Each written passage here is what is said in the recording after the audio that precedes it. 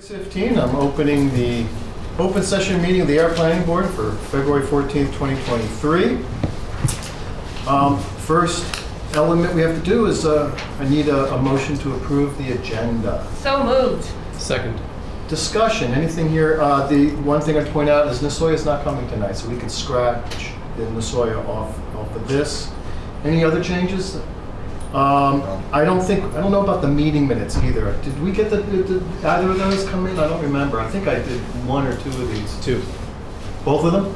I did both of them already? And Heather resent them. Oh, okay, Yes, so I saw one. so we can. Hey, Dennis. Hi. Okay, great. So with that said, with Nasoya, the one thing we do need is a motion and a vote to continue until the next meeting. Oh, first, approve the agenda. I'm sorry, I need a vote. Sorry, I'm spacing. Hearing no discussion, all in favor? Yes. Aye. Aye. Chair votes aye. It's unanimous. Agenda is approved. There are no covenant bond releases this evening. Nasoya is not here tonight, so we're not going to discuss Nasoya Foods, but we do need a motion to continue. So moved. Seconded. Any discussion? To February 28th, correct? Correct. To a date certain. Okay. To February 20th, correct. No, but- Any further discussion? yeah. Go ahead. Have we received any documents from them, or we're just? No, something no, I oral, or what are we think doing? they're working on the revisions that were based on both planning board comments and DPW's comments. And so far, no, that's why they, We have an extension from them. well, it's more of a continuation request. They're not yet out of their clock time, which is sometime in mid-March. Okay. So if we get past then, we'll need a formal extension. But right now, it's a request to continue. Okay. And we have not received any new materials. So they send you an email or something? Yes, Yeah. yes, from Attorney Gibbons, Okay. who's their agent. Yep. Was there a second on that motion for the continuance? I don't remember. There was? Yes. Yes. Oh, okay. Hearing no further discussion, all in favor? Aye. Yes. Chair votes aye. It's unanimous. We'll continue that for February 28th. Now we have the bulk of tonight's meeting, which is the 14 Washington Street, the fire station. And do I read the notice first? Before we Yeah, take a vote? that would be. So let me read this, and then we'll make the vote officially open. So this is Air Planning Board site plan public hearing for Seal Harbor Companies LLC at the former Central Fire Station at 14 Washington Street, Air, Mass. The Town of Air Planning Board will conduct an in-person public hearing at 6:15 on Tuesday, February 14th, 2023, in the first floor meeting room at the Air Town Hall regarding the application of Seal Harbor Companies for site plan approval for the conversion of interior space into 5 residential units and 1 office space. The proposal is to convert the interior space of the former fire station into 5 two-bedroom apartments and 1 office space. The exterior will largely retain its historic appearance and includes a new 2-story addition on the south side that will house apartment space. The existing fire station plus addition will total 5,891 square feet. The available site area on the south side of the building will be used for walkways, green space, and a subsurface drainage system. The property is located in Ayer's downtown Park Street Form-Based Code District, which allows for such mixed-use development. Application and plans can be viewed at the offices of the Air Planning Board and Town Clerk at 1 Main Street, Town Hall, Ayer, Massachusetts, during normal business hours. Thank you for that. Okay. And now we have to formally open the public hearing Yes. with a vote? Yeah, and I was going to note to the planning board that, per the checklist, the main item that was missing, other than what is requested for waivers that we can discuss later, but the main item was the building elevations showing the appearance of the building. So we have those now. So since we have those, I believe the plan is complete for acceptance and opening the hearing. Okay, so I believe that we take 2 votes then. One is to open the public hearing, and then the second one is to, that we find that the application is complete. You No. could do it as one. We could do it as one? Yeah, you could do it combined, I think. Who wants to tackle that as a You motion? shouldn't open it unless it is complete. I'll make a motion that the Air Planning Board open a public hearing for a site plan review for 14 Washington Street, mixed-use development, and accept the drawings and the application as being complete. Second. Any discussion? Hearing none, all in favor? Aye. Chair votes aye, it's unanimous. So, before we formally begin, I just want to ask, Mark, how much do you think we can realistically get done tonight? What are we aiming for? Okay, well, certainly the proponent's presentation. Yep. Then we can go over, what they're well, first of all, yeah, they're requesting a few things. One is they're asking the board for consideration of their belief that they are not required to meet the parking requirements. Mhm. And that whole argument is in the staff report as well as in their submittal. So that's one thing. Okay. And the other are the formal waiver request for visual impact exhibits, landscaping, and traffic impact statement. The board can begin to consider those. I don't think the board needs to make a firm decision on any of those this evening, though certainly prior to things getting much further. Okay. The board will have to take those up. Let me make sure. Yeah, those are the main things. And then generally to discuss some of the issues that were flagged in the course of looking Okay. at the presentation of the application, which were town council's opinion that the special permit that would have allowed the use has expired, therefore to go through that again, and also the need for an inclusionary housing unit Okay. per our inclusionary housing section. There's quite a lot. So yeah, there's a lot, and we may, I see tonight as the opening of the Okay. hearing. To lay everything out on the table, we may or may not resolve any or all of those. Okay, fair enough. So for those in attendance, I want to explain what's going to happen. The Cal Goldsmith is the engineer representing the applicant. He's going to discuss just what they want to do. After Cal does his presentation, the board will have opportunities to ask questions. Afterwards, I'll open up the meeting for public comment, and you will have a chance to speak. What I ask you to do is you approach the table, announce your name and address, and then you have your turn to speak. And then we'll go into whatever deliberations we can that's appropriate this evening. The floor is yours, Cal. Very good, thank you. For the record, I'm Cal Goldsmith from GPR Inc. of 39 Main Street in Ayer. And Mark, if you could, can you blow that up to a full screen? Because you're going to test my eyesight. Okay, let's see. How do you do? Oh, there you go. Yeah, it's Okay. still going to test it, but that's better. Still, I have a set of drawings that would be helpful for you to... Nah, I've got a set too, but I I pretty much know it, hopefully. We'll see. oh, I If see. not, You can only do a full screen one at a time, so I can't scroll down too easily. Can I? so this is a good place as any to start. So it's a 9,400 square foot lot, more or less. The existing building takes up 94%, and pavement is about 94% of the site. What we're proposing to do is to take off part of the building, the south addition, which has partially been taken off, although I believe Seal Harbor had to stop in that process because they found it structurally was not what they had expected. And they had to build a wall across there, which is the green thing that you saw. And I forgot to ask Mark, but I believe they are looking for some structural engineering advice before they proceed to demo the rest of it. But in any case, so that the result will be a building that is 6,300 plus or minus square feet, dropping to about 5,800 square feet. So it'll increase the open space on the property by about 12%, the non-impervious surface by about 12%, which is a good thing. So it's a little bit better in that regard. The historic building is being preserved, including this low addition on the north side of the building. It's the addition on the south side of the building that's in the process of being torn down. That will be the location of new residential structures set back from the street a bit. Of course, you can just look at this building and you know right away that parking is going to be the key discussion point here. So we've got the plans will show this floor plans will show that there are three units of residential upstairs, and there are 2 units downstairs. Yeah, you're going through the. I'm sorry, three units upstairs, you said? 3 residential units upstairs. Why don't you hold on that one, Mark, if you could? Hold on, this one? Yeah. Yeah, this is. So there's 3, and they're not in our plans. They're on the architect's plans. Okay. But so the bottom floor, which is what we're showing there, kind of the center of the building in front of those 2 glass doors that are being preserved, right there is where the commercial space is going to be. And then the north addition will be one of the, and some of the building will be one of the residential spaces, and then on the bottom floor of the proposed construction will be also a residential space. So there's 2 residential spaces downstairs, 2 apartments, both 2-bedroom, and then upstairs there are 3 2-bedroom apartments. And for that, we are proposing 6 parking spaces.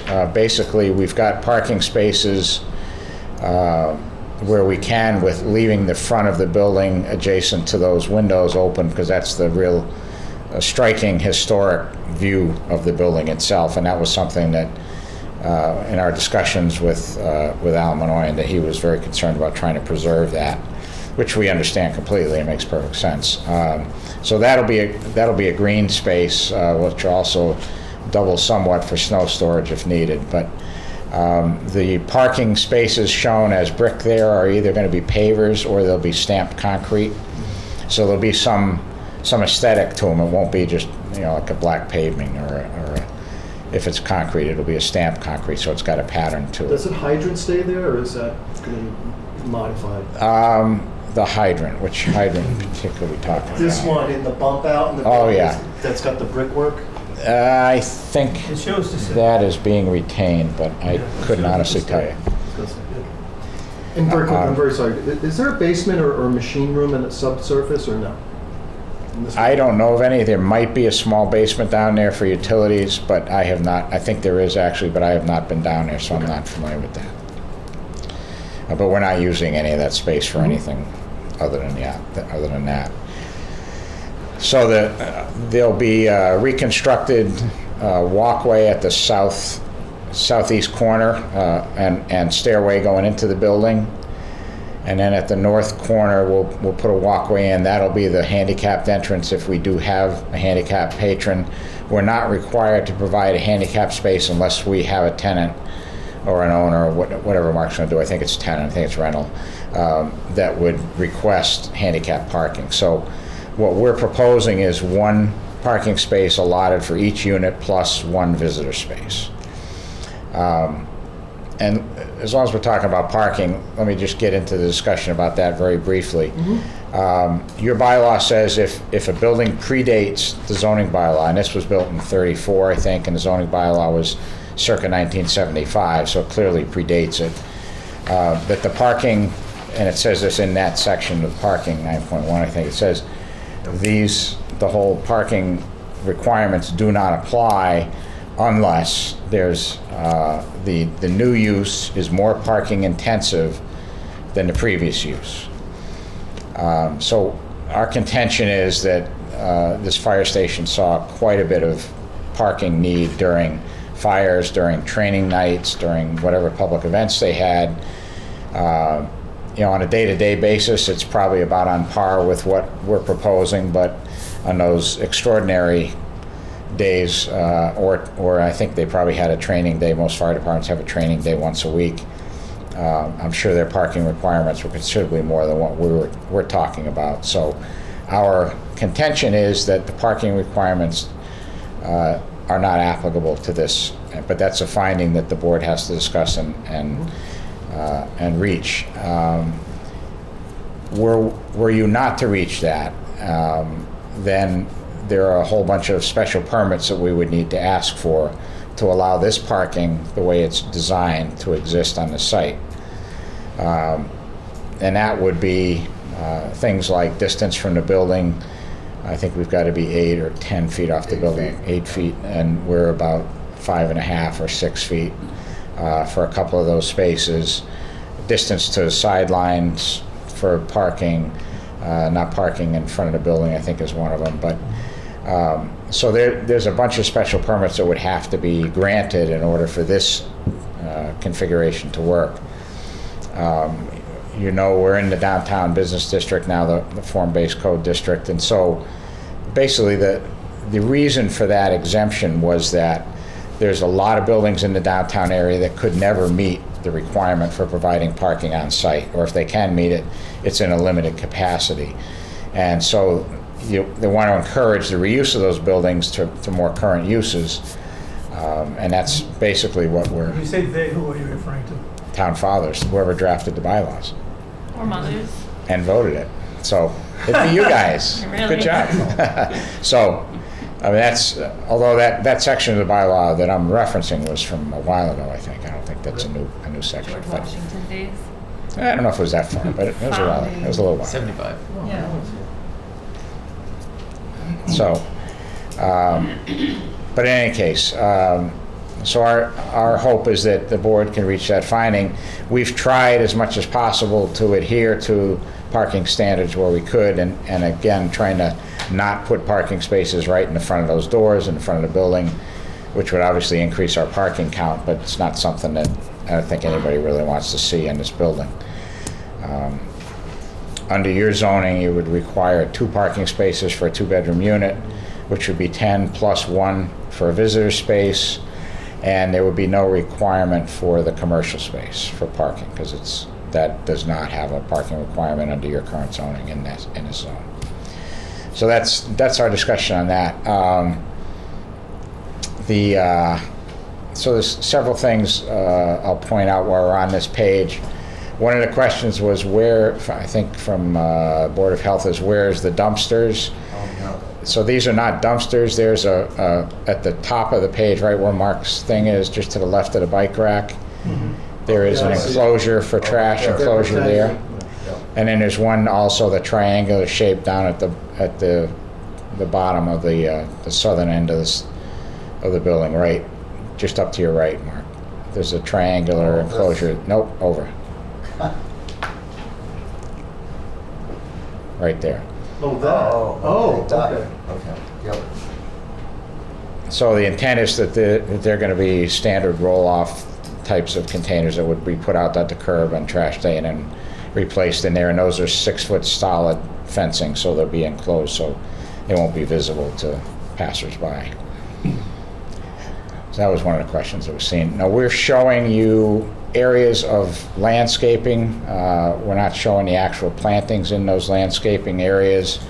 That's one of the waivers we requested because the client, Mark Gallagher, who's in Maine tonight, couldn't be here tonight, but would like to have his landscape architect decide what he wants to put in those spaces. But in any case, the waiver we're requesting is more for the screening requirement, that we can't reasonably provide screening from abutting properties that would be meaningful or particularly desirable in this setting. The sidewalk in the front, the asphalt sidewalk's being removed and replaced with a concrete sidewalk to match the existing at each end. And then, of course, there are transitions down to a curb being at the grade level to get in and out of those parking spaces, and then back up to a full height vertical granite curb for the rest of the curbing.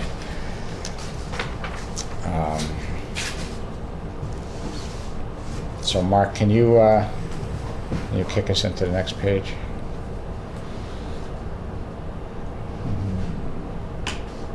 There you go, right there. So this shows the grading of the site, basically the same layout, just showing the grading. Pass that over to Not much. Yeah, not much. Oh, okay, sweet. There we go. So not much difference in grading, but you'll see this right here. These are, and this RD is roof drains, so we're picking up downspouts, bringing it over and into this subterranean chambers, storage chambers, which is shown, I think, right up above, Cultec chambers or something similar. And those are intended for infiltration.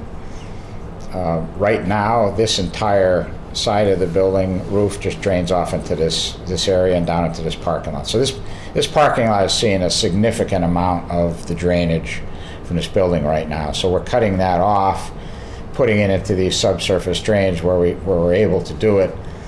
And we've got something you'll see right here. There's something that comes over. It's called a pop-up emitter. So when this chamber fills up and it starts to build pressure in there, that thing pops up, and then it basically releases water out of this emitter down into this grassed hillside down into the parking lot. So that's basically when it gets full, after we've handled the first whatever flush of rain that we can, then it's discharged similarly to where the existing condition is right now of all of it. So we're mitigating it to some degree, but we don't expect that the amount that we're able to put in here is going to be enough to store all of that, so we've got to give it an outlet, basically. And the outlet is where it goes today. Similarly, into this grassed area and then eventually into this parking area. And if I read your application correctly, the narrative, the water from the north side is ultimately going to end up in the street as it is today? Yeah, there's really nothing much in the way of infiltration we could do in this area that would be meaningful, and so we're maintaining existing drainage pattern out into the street. What will help is that this area here is grass now, so that will retain some of the runoff that falls on it for infiltration, and if we put snow storage in there, that'll also allow snow to melt and infiltrate rather than running directly into the street. So there's benefits to be had, but we're kind of limited with what we can do on this site. It's just a difficult site to try and to make work, but it's definitely an improvement over what it is now. I think we had I don't know if it's on this sheet, it's on a different sheet, but I think we went from a very small amount of infiltration that occurs now to somewhere, I think it was like 2 or 3 to 85 with the existing impervious surface being removed, and then another 144 cubic feet storage with these chambers. So it's a significant increase, even though it's not handling the entire thing. You can see entrances here. This is, I think, comes into commercial space. This goes to the residential. There's an elevator, and I would have to refer to the other plans to see. I want to say it's in this area, but it may not be. But there's an elevator to get up for handicapped. It probably makes sense it'd be up here to get up to the second floor. Excuse me just a second. So there's no one else with you tonight from the applicant? You're alone? I am, all by myself. So are you saying they are proposing an elevator for the building? No. There was an elevator there now? I think they're intending to put an elevator in, but it would see better on those plans. I'd have to look at those plans. But I know this is the and actually, I'm not sure. I shouldn't have even said that. This walkway goes Turn into... off the elevator for a minute. Yeah, let's leave that off for now. This area... Exactly what's going on. This would be the handicap space, which is at grade accessible. Should we have a handicap tenant? If we did, these spaces would then be converted to the handicap parking space, so you'd have access through here at grade to meet ADA requirements. But again, we don't need to do that unless we have a tenant that requests that. So that's our drainage and grading. I don't think there's much else to show you. The sidewalk comes down here. There's one access to residential there. Comes over here, another access to residential there, and then access into the commercial space from here as well. And then I told you about those two. So that's basically that's the layout for this. These are just details for construction. Details of the pop-up emitter, I think, is over here somewhere. It's on the same page as the Cultec. Yeah, I think you're right. I Yeah, thought it was you're over right. here, but I don't think it is. And just some construction details for sidewalks and whatnot, and flexible pavement. So that is our plan set. What else can I tell you about this? It's not a whole I was bunch. wondering, since we have the elevations now, maybe we could, Sure. you can walk us through those. We can go over here if you like. That way the audience can see it too. These are stapled for some reason. Who's stapled? Yeah, who's stable? Oh, they stable. Yeah. Right. You want to go this way now? You can be the assistant. Let's Dave. start with the front page. Yeah, there's the front pages. The elevation Let's first? start with the first page. Yeah, We're not the architects, so we are just the elevations. I feel like Vanna White. All right. So So here's our So this brick. Here's our rendering of the front building, preserving these will be fixed glass doors. It's a slope. That's a single story. But it's a sloped roof, it's not a flat roof.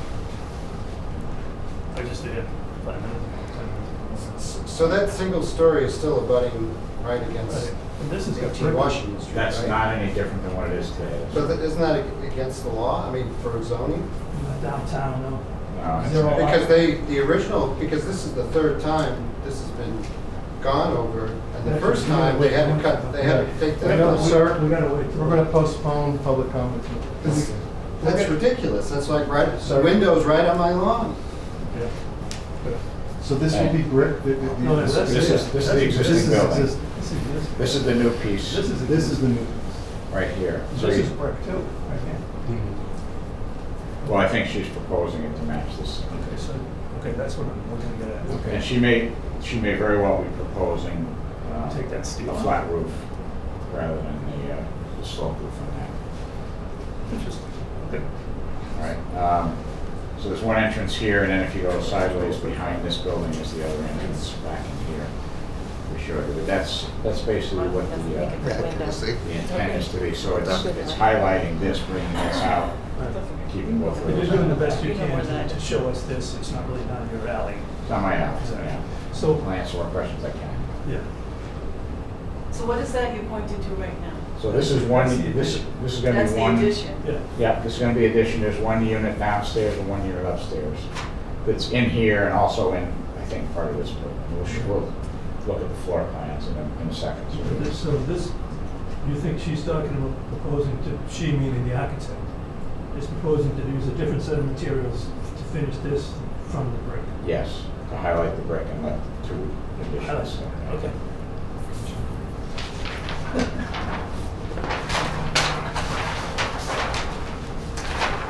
So here's the floor plan. So front right here, these are the two. This is the office, conference room, office space, Wow. all employee Oh, kitchen. that's big. Yeah. So that's an entrance into the commercial space. This is a reception office as well. So this unit is right there, is one commercial unit. So I mean, one That's residential. that's on slab. Oh, I'm sorry, these two are part of it. So this is part of this. it's really this. It's And then really this. This is one unit. That's one residential unit. This is one residential unit. And then the rest of this It's is the commercial. commercial. And this is another residential. That's another unit. residential unit On the first floor. downstairs on the first floor. Okay, cool. And I'm looking for that elusive elevator. I Let don't me see see it. that. The stairs. We'll leave this up to Charlie. on that stuff. Okay, that's it. Do you have the square footages of each apartment? Let's say about 816 square Yeah, feet okay, that's good. on that one, and As long as it's over 750 or something. okay, there's.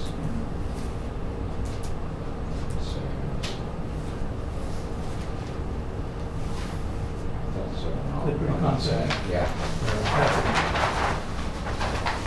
So This one's 800, this one's 800 Those square two feet, are yeah. the same. So 800 square feet there, Hmm. and One this is is the back, 888, one in the front. that's 887. So there's no elevators.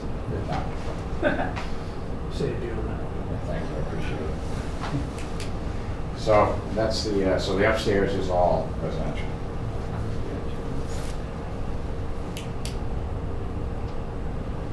Interesting. I don't know what else is on this, let's see. They show more, they more of the elevation, Okay, that's good. Side views. yeah, more detail. More elevation, so this is looking head on. This is This looking one the back. rear elevation, yeah. Mhm. So she's saying the window up here and the second floor window there. So she's showing a sloping roof on this, but not I sloping. mean, it's not a big deal. It's just not a big deal.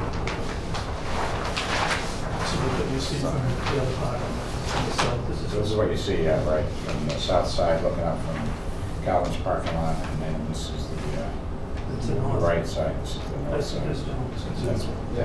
That's the wall that he's talking about. Yes.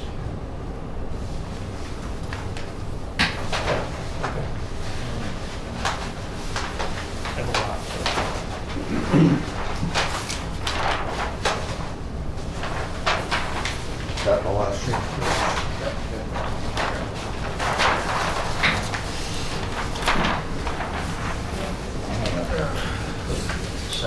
More questions? I got a ton of stuff. But I'm gonna have to lay the plans over there and over with Cal. Oh, sure. But anyone else can start. Oh, Up to the chair. those plans or the, those plans? All right. So let's open it up for board discussion. Ken, you want to start? I'll lay these over by you. If the chair allows me. The chair allows. This will help me go over this, my notes on the plans, and then Cal can take notes and straighten them out later. Chair, maybe we just want to find a high level section. Please, sir. That is, this is, normally we do a preliminary site plan and then a definitive. This is No, one that's time not subdivision. for subdivision. So Yeah. this, just for clarity, right, this is it, there's one site plan review for this Correct. project. Right. Correct. Right, we go right to site plan. Okay, so for clarification, if you can clear up these plans just a little bit, my notes are, okay? The most important note is right here. If your office, for some reason, in this section is referring to the zoning regulations of February 15th of 18, since then we've had 5 revisions. We're now on April 25 of 2022. So clear this up, if you would, with the office, that they're double checking that they're using the latest revision, okay? Yeah, we are. We're taking it right off the website, so I'm sure. No, what? I'm recommending that you find out a way. I will. Don't use websites or anything else, just double check that that's, if you would, to that, so you're in the right ball game there, Yeah. okay? Some of these things are just for your own purposes, okay? There's a note down here, under 6, where we'll get to the parking eventually, Yep. but we know the count is 11, there's 0 for the commercial. Right. Then over here it says your proposed is 6, but there's another footnote 3 where it says off-street parking is not required to be provided. Well, that's our contention. So You have to I give think it you time. could probably revise that note and take it right off. you know. It doesn't really apply. Up here under plan references, are we talking about Laurie Crockett as her drawings? Yes. That's her drawings, okay. Point of order. Yeah. Ken, could you just talk a little bit louder? Okay. The insights that you're having. I'll turn this way. This way, Jeff. I'll talk about it. All I'm doing, I'm on the first page of the, if you want to put the first page up on the screen. I'm on the very first page. I'm just going over some notes here for clarification. That's where I'm going to stop. And so, all these questions that I'm bringing up to Kel, I'm assuming that you are the correct representative. You didn't draw these plans, but you're the one who can get this changed or Absolutely. update the site plan. or whatever. Absolutely. Okay, so I want to get that out too. Something on here that you refer to a lot is the building footprint and then the new footprint, but we don't have the total building square footage, I don't think, anywhere, including the addition. Including the addition, yeah, we do. No, So- You have the footprint, but Oh, not, yeah, not yeah. the square footage of the entire building. I see what you're saying. So, building area square feet is 6, and Yeah. this is not, Yeah, that's the new ground level that's building footprint. footprint, that's, But I'm looking for, if you could just have them add somewhere on the Yeah, plan, 'cause okay. I think we asked for that in our requirements on the site plan, the total square footage of the building. That helps us visualize it. We've got those plans now too. So I'm gonna have questions on the probably. There's, you know, we've got 2 water services we see come into the building now. We'll leave that up to DPW, how you handle, you know, the water services for the building. yeah, we're gonna retain both domestic and the fire.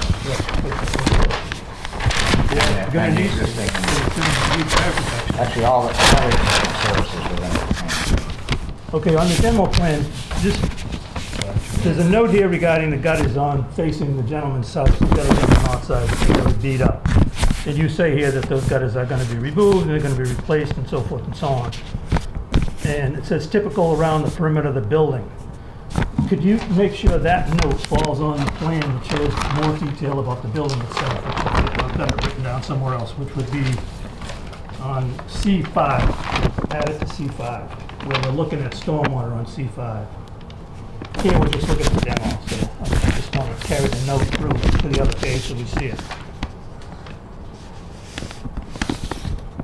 Okay. You would, you know? Yeah. Yep. Well, let's follow it on that. Just that note on the demo. And we'll be talking later about stormwater, because I'm curious how you're gonna, typical around the perimeter of the building. I don't think that's what the intent is. It's to be part of the building, not the whole perimeter of the building. Okay, so here, these are just, again, some kind of clarifications. You'll have to obviously go to the, on this drawing, which we're talking about C4 now, if you want to put that up, Mark. You'll have to go, as you're probably aware of, to get a curb cut permit Yeah. from both it may be the Board of Selectmen and the DPW, but one or the other or both. We talked about you talked about the landscaping, and give us a separate landscape plan, which is good. Getting to the van accessible comment that was made, and it's in your, proposal. I want you to show on this print the total size that will be taken away from the planting area with that handicap space. So in the future, if it comes, you don't have to go demo the lawn and build a space. These spaces now are shown to be just a typical 9 by 18. The handicap is going to be more like 16 feet wide, which would be 9 plus, So this would be the van accessible space. But They'd it's pull not- in there, the van would open to this, so this would be hatched out. And then this space would remain, and then what we would do is take out the flagpole and take one more space that comes right to the edge of this. And Okay, so that's- may intrude slightly onto that, so if you want, we can show you. Yeah, I think we should be shown how that impacts, because it changes the open space, it takes out the lawn, it makes an impact on the front of the building. And obviously his intention is not to have to do that. Right, but. But that's how there should it would be met. I thought you were Yeah. gonna do it the other way around. I thought you were gonna make this space maybe the handicap space, but then just squeeze it over here. It depends on which side they get out of the van. The driver usually gets Right. out and has the van It's door on like a that side. 5-foot So piece, but either way, I I mean, think, he could do it this way if he backed in, but this way is the head end. yeah. But So anyway, either way, that center I space think we is should, okay. don't you guys agree that we should see Yeah. where that expansion goes Yeah. and how it Very affects the much so. lawn? Yeah. Okay, I'm just Especially if we agree to a melting certain off here. number. This is, again, this is my own personal thought, and you can ask, but I think the planning board would agree that you should look at this lawn area and give it more than just a flat look to it. It should be some kind of a raised bed, so it's protected against this car from driving out on the lawn, for instance, things along those lines. Segregating this area, which you're gonna call your lawn and landscape area, rather than having it shown just flat with the rest of the project. So I'm thinking the engineer should develop a detail of how that looks when you do those landscape plans. And give us a better appearance. We can see something raised up, we can see it's a highlight. I'm afraid if it's just flat lawn, it'll get run over and destroyed by people backing around, turning, whatever they're doing. They'll Yeah, just got it, yeah. crisscross around the thing. One thing that, I mean, personally, they could even put a barrier or Something. a raised granite. yeah, you know exactly what I'm talking about. Yeah. Raised 6" by 15 or granite 6-inch ridge. granite curve right there, because that would go with what's going on over here. Yeah, that would be perfect. When they hit here, they can just drop it down as they come down the sides. So I'm asking you to consider that and come up with something for that. Lastly, in our requirements, we have requirements, for the type of exterior lighting. This could be a problem. There's existing exterior historical lighting on the building that probably doesn't comply with what we typically expect for lighting that's, not showing the light source. So I think we need to have a discussion about that in the future, what their plans are, what the owner's plans I are. want to get the architect involved with. So that's, if you could just make a note to give us some information on how the exterior lighting is gonna look in the future, and whether we're gonna try to have to do a waiver for that. This piece right here, see where this is shown as a little landscape piece right there? That is that's not gonna have TP11 landscaping there right now. There's a grate there with gas meters. And the grate goes down below, it's got like a chicken wire cover on the thing, and some piping. But this is where the gas meters are for the building. It's set up with a manifold for 6 gas meters. So undoubtedly, that cannot be a landscape grate. So you've got to look at what, Well, the gas is gonna be moved inside. I don't know what he was gonna do. you can't put trees in front of the gas meters. No, I know, It's shown as But think he a, was gonna do something No, I different. saw in your application that you intend to move the gas meters indoors. but yeah, I thought he was moving them. really? Yeah, it says it right, on the Jeez, application. Okay, that's good, I missed that. So, even with that That's true, unusual. even if that true, I'm still curious about that open pit. Pit, right, whatever, I There's don't a know what grate it there. is, whatever that is. I'm concerned that you're showing it as landscaping, you Yeah. might not be able to do it, so No, if we can just get it cleared up, that's all. Just see what it is. Just clear it up. Okay, now we get into the roof drain stuff, and the fact that I asked you to put the gutter work on this drawing. And you'll note that you said you were gonna try to cover the perimeter of the building, but you can't cover the perimeter of the building, it's pretty much impossible, you know, Right. get around the building. So just, again, if you tighten that, what you're gonna do over here with that gutter work on this plan, and how you're gonna drain it out. Existing right now, looks like there's an actual below-grade drain, like right here. The gutter tries to get into, but it's broken up. It's an old copper butter that's disintegrated, and there's a pipe going under the ground right there. I don't know if that's any good, if they could snake it out, you know, clean it out with a machine and do something, and get that livened up, because it may go right out to the street. It'd be good to find out what it does, because you might need it. So then I get into the, the subsurface drainage system, Caltech or whatever it's called out to be here. Yeah. And of course, this is shown, I see how you figured it out using the soil types and whatnot. But you're gonna have to do some kind of soil testing, on-site testing, to say that that's even doable, at that depth. Well, typically what we would do is when they start doing excavation out there, we would go out and observe it so that we can see Okay, if it satisfies those criteria. But it's a soil type, I mean, as long as it's not a clay soil, it's gonna do some infiltration, which is gonna be better than what we've Okay. got right now today. But we typically would do that when we look at it.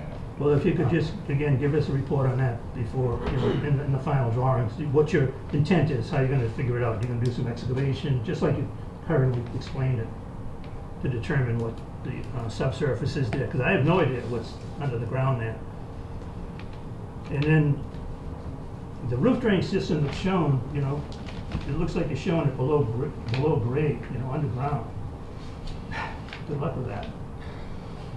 But I think that's what your intent is, grab it, run it around the building underground, and then catch it to the Caltech system. Yeah, that is what it looks like. I don't know how you're gonna get in here, number one, to do that.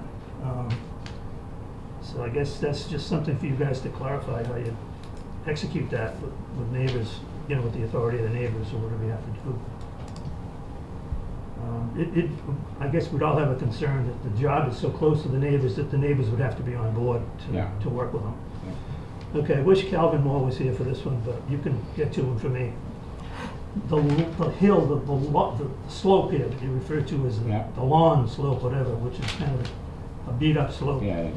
Yeah. I'd like to have this owner talk to Calvin about cleaning up that slope and providing landscaping on that slope to create the screening that you're unable to create on the lot, inside the lot that you're working on, because it's so tight on your lot. So this could be improved visually for the whole neighborhood in the downtown area. Yeah, it would be a swath of landscape. I'm not sure it would be effective at screening this building. But some kind of landscaping, All right. beautification, cleanup, and landscaping, if Calvin Moore would agree. And I think he should. I think you would. That's whatever. That's me talking to Calvin remotely.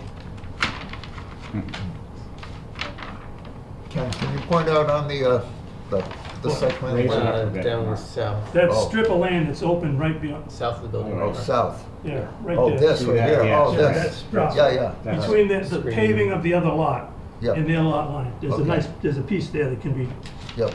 be shaped up and it look like a Right big here. difference, I think, when you look at the place. Yeah, sure. Yeah. Yeah. That's what I have for now, thank you. Thank you.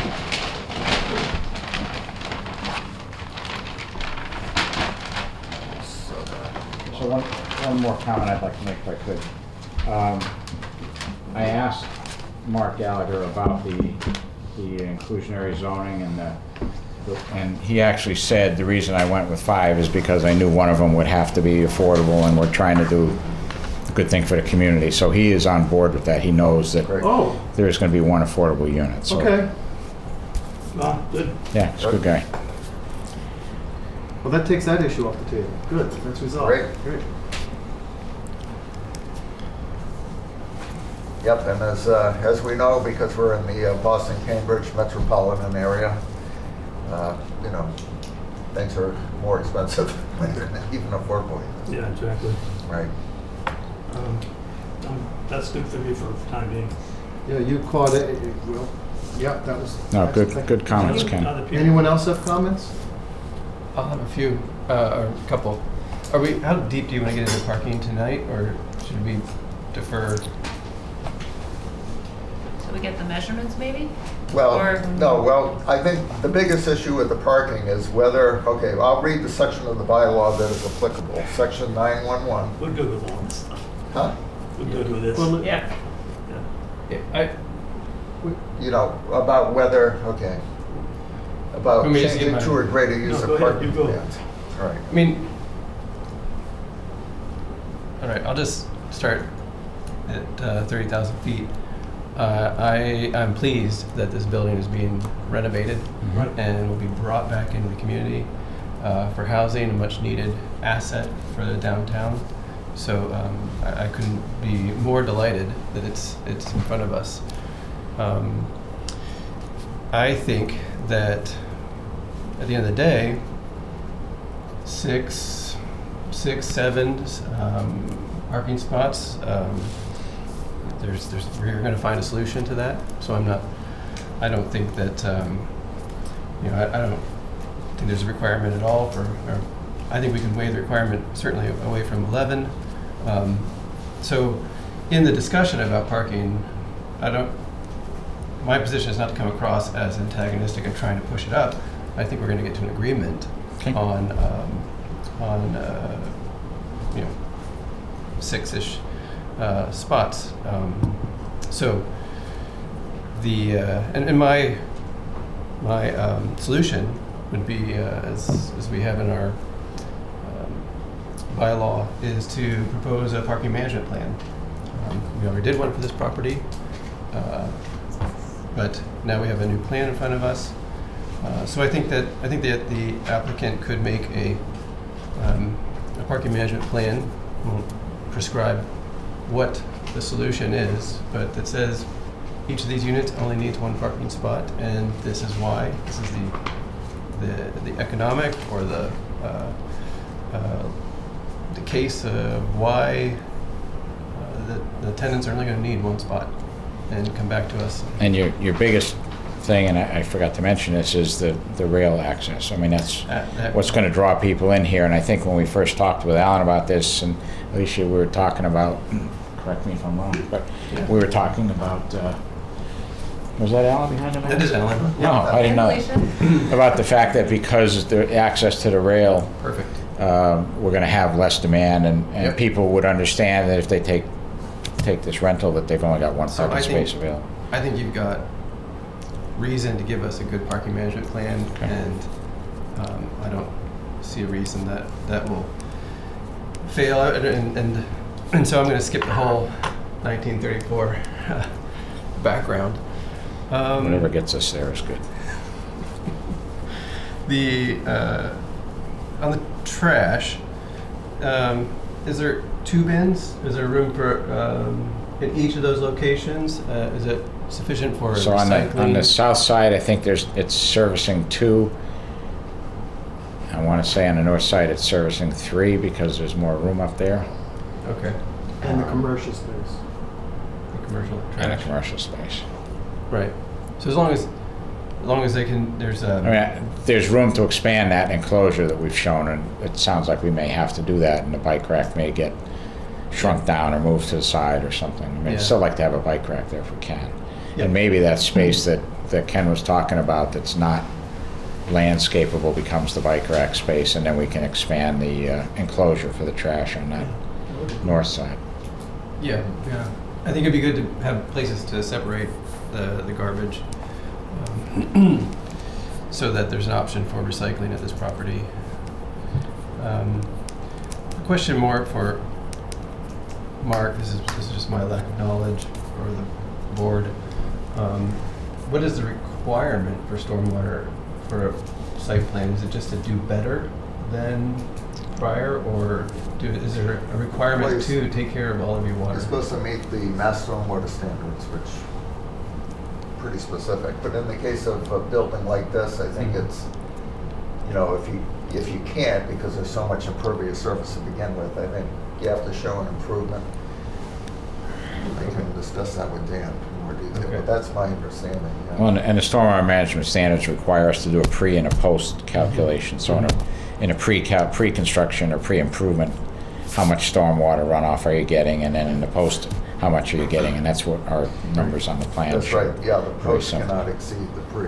Okay, so it just has to improve. Through the chair we also have stormwater regulations in town through the DPW. We're actually the stormwater regulation authority. So we simply have to ask them to comply or get a waiver from that and run it through the DPW to make sure they agree with us. Mhm. Because we do have stormwater regulations. You got, I mean, I looked at the calculations. It looked like you met all the calculations that Yeah. were required on the plan. Okay, so we haven't gotten Dan's feedback. Not yet, Okay. but we will. Okay. Yeah. Just to confirm, we heard that this whole building's gonna be sprinklered? Is that, Yes. okay. I'm not the architect, but Above my pay grade. Oh, it's not yours? Okay. That's an architectural question, and I'm not. Yeah. Okay. I got myself in trouble with the elevator. I'm not going to say anything else about it. Will there be sprinklers throughout the building? to the best of my understanding, there will be. Okay, That's only because I talked to the building commissioner about it. okay. That's all I have. That wouldn't surprise me at all, but I'm not confirming anything. Julie? I'm good. I'd like to open this up to public discussion. I would ask that you step up, name and address, and ask your question and make your comment. Okay. Charles Hanson at 18 Washington Street. Welcome, Charles. Obviously, the structure is right next to my property, abutting right on my land. And I thought that was allowed for the fire station, but if anything was changed, since it's no longer a fire station, that couldn't be that way anymore. That's why the first time they were going to build apartments in this thing, they were going to knock down both sides because they had to have parking. They didn't have enough room for parking, so they were going to knock down both sides and knock down, obviously, on the north side, they were going to take down that section. And that was because it was abutting my land, you know. So I just don't know how you can build windows. I mean, the structure right now is ugly as hell. It's right on, you know, it's been, but I bought the property when it was a fire station, you know, next door. And now it's going to be windows on that side, and I will have to put up a fence or something. So that kind of, I just didn't think that was allowed. I didn't think you could do that. Build right right next to somebody's property like that. You want to take it? No, I don't know the answer. Mark, Yeah, do we the have answer. any insight on this? Because that was built later, that section was built later, like in the 70s or something, when they needed more space for an extra vehicle. And so they asked for an appeasement for that, or not, whatever it is, you know. Yeah, gotcha. And it was granted, so. Oh, the first I hear, I It's would in the have to. downtown Ayer business district. It's in, the district hasn't, unfortunately, the fact of the matter is that that district, that downtown, which used to be called just the downtown business district, is now called the downtown form-based code district, has always had a provision for 0 lot lines. You can build right to the lot line. So whatever's there now is compliant. So if I build a fence right next to it'll be right on the building. That's right. So that's great to have a window there. Yeah, so I think your property might be in the same district, actually. I think it stops right at his house, doesn't it? The next house up? I don't know, I have the code right Oh, here. the Through you, T5. Mr. Chairman, I think you may Yes, just go ahead. overlook, this is in the T.5 district. Yeah, I've got it. I think T6 has 0 lot lines, but I think T.5 may have a solid setback. I'm thinking maybe 5 feet or more. You may want to just look at that panel, the T5 panel, for the side setback. Well, I know that the house they've just built up the street, the house is pretty close to the other, the new house is right next to it. Pretty So sure the maybe fact All five right, feet. T5. But we're not building anything new, Alan. It's existing, so. Right. I know, but The it's, but form-based because code it's, doesn't apply if it's an existing building. If But if we're it's building a building. if it's residential, now it's commercial, but it's still a residential now, because you're putting in apartments. No, in the T5, Don't know how that Alan, works. and everybody there are no setbacks. There's a Okay. maximum of 10 feet for the front setback and the secondary frontage. But otherwise, it's 0. On the side, yes. Yeah, side says 0 right here. I've got it. T5 Downtown Traditional Center, What page are you on? 142 But of the, it's 42. moved. That's- well, it it's might be a existing. different page number for your more recent version, but the code didn't change. T5. T5, yeah. You're probably right, I'm probably thinking of the T5.1, which I think does have side setbacks. I believe starts at this gentleman's house right next door to the Yeah, T5.1 has 10 feet for a side setback. T5.1 has 10 feet. And I believe the dividing line between T5 is between the firehouse and this gentleman's home, at 18 West. So yes, there's one of those cases where there's where the districts meet. Here it is, there. Yeah. Do you want me to look? Yeah, yeah. Please do. Yeah, shit, I got it the wrong way. The Okay. regulated plan, it'll show where the T5 and the T5.1. Newton, yeah, right here.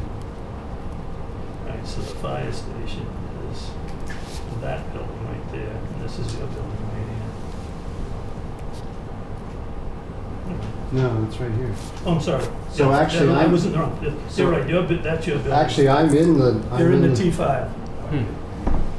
So you can tear your house down and build a brand new apartment building right there. Anybody want to buy the house? So Mr. Hanson, the biggest You can build it concern, right next to the one next to you. the biggest He's got a concern great question, but is privacy? It's privacy, It's yeah. it's privacy. Yeah, that's it, yeah. So, yeah, I mean, obviously, you're not gonna have, I mean, right now, the rain comes off, the gutters are a mess, there Yeah. are things growing in them, so that would be taken care of, but, yeah, privacy, you know. It's-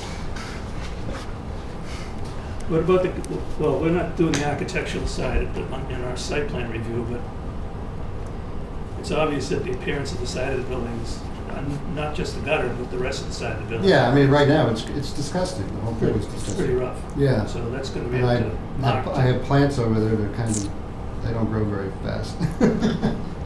So are the plantings that are there are on your property? 'Cause Are on my They're on property. the other side of the fence that's there. There's no Right, fence. exactly. But the brick garage is on the border, right on the Mhm. border. Yeah, it's right on the line, Yeah, just so- about maybe yeah, a foot so- off. Yeah, so I have plants on that side and everything. So I think there's going to be, and I don't want to offer anything because I'm not the owner of this thing, I'm just the engineer, but I think there's going to be some discussions about how to accomplish the work that needs to be done on the zero sideline building. Yeah, I know, how do you? So I fully You're expect- on my property if you I go. fully expect he's going to have to talk to you about that. Right, right. And so this is a discussion you should have with him when And are you gonna renovate that structure, or are you gonna tear that down and put a new? renovate. You're gonna renovate it, so you're gonna use the same Could- concrete and metal.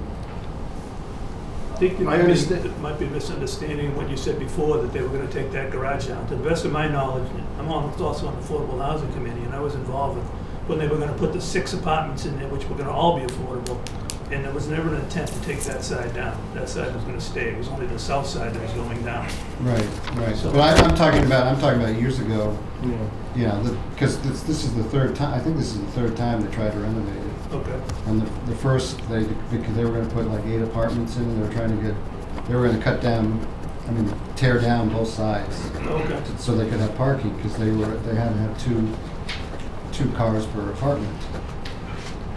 Cal, I understand from the plans that you submitted that low chain link fence is coming out. This is the page. I believe so, yeah.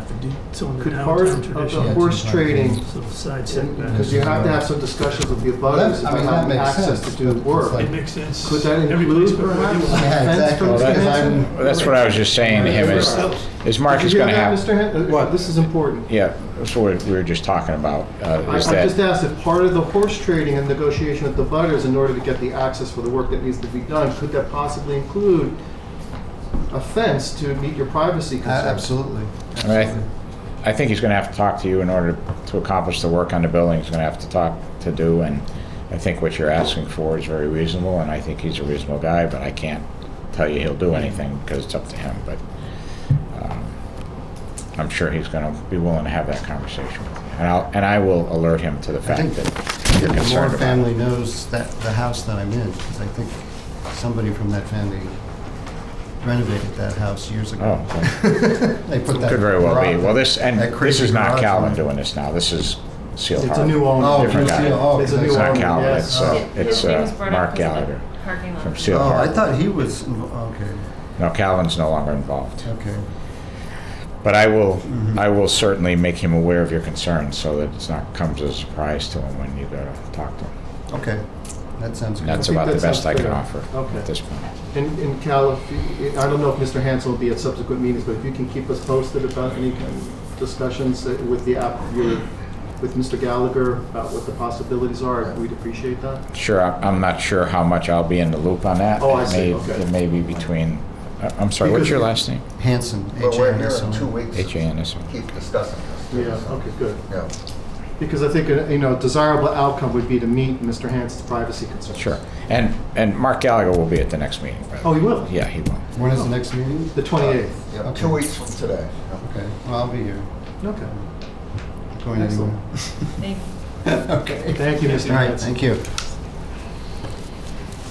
Is there anyone else in the public that would like to ask a question? Dennis? I have a few. There you go, sir. So, I know we know you, but name and address. Dennis Curran, 51 Pleasant Street in Ayer. First, and perhaps Alan may know, are these plans, I understand that there's a historical deed restriction on the facade of the building. Are these plans consistent with that? I believe the architect has made every effort to be consistent with that, yeah. Made every effort, but we don't know if they are. I have not seen those myself, so I can't attest to that. No, go ahead, Ken.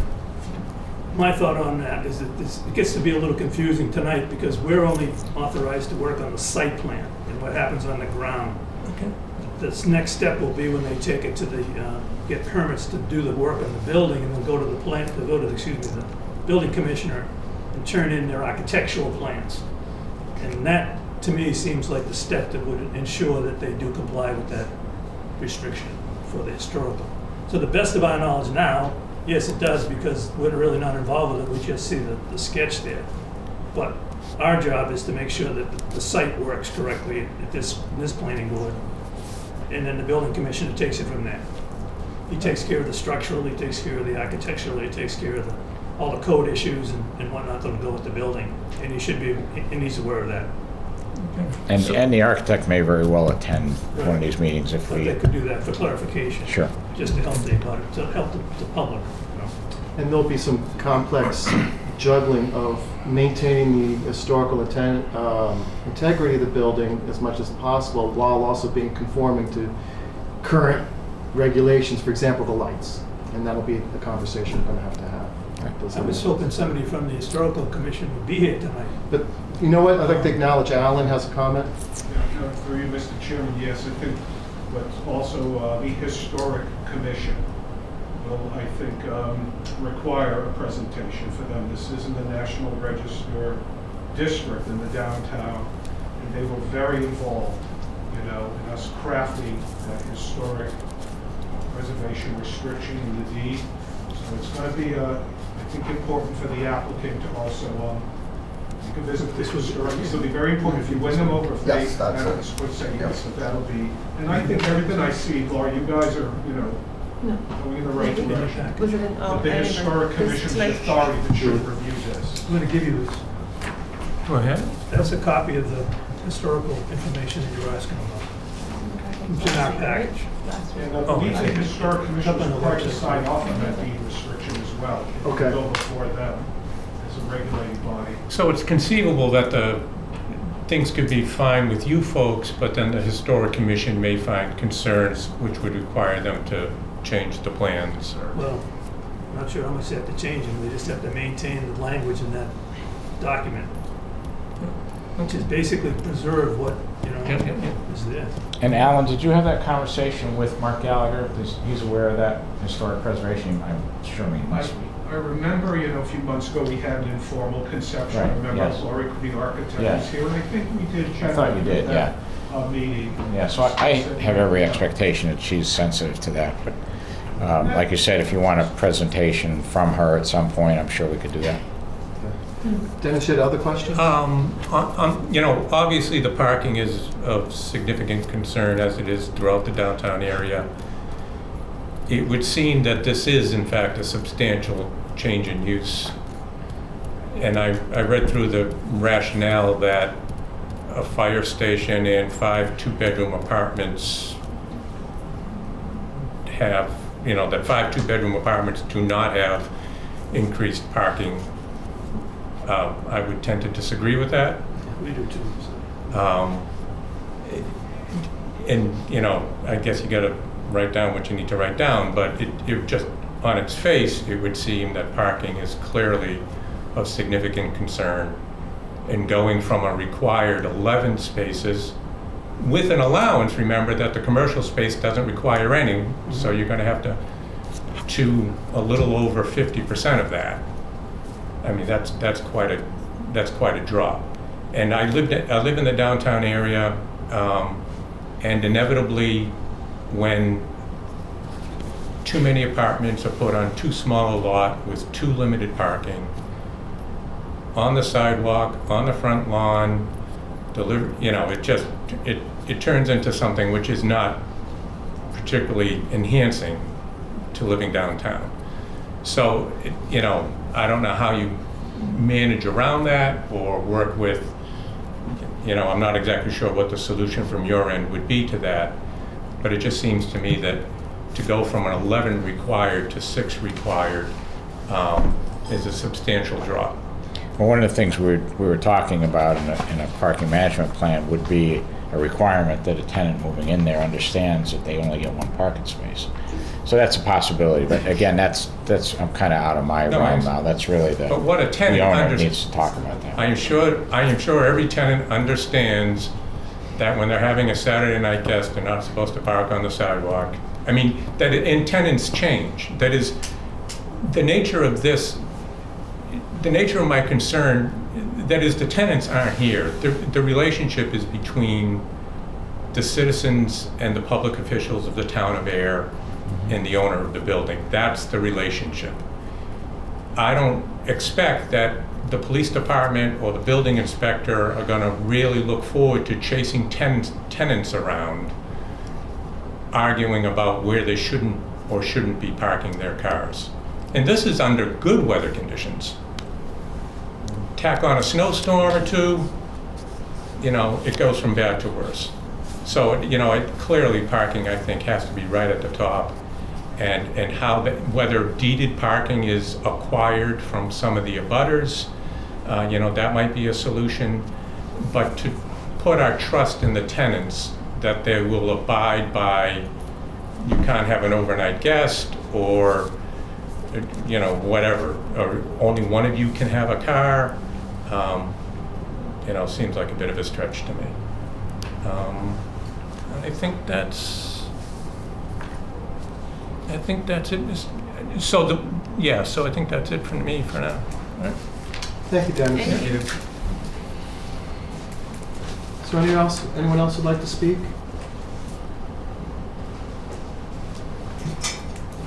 Great.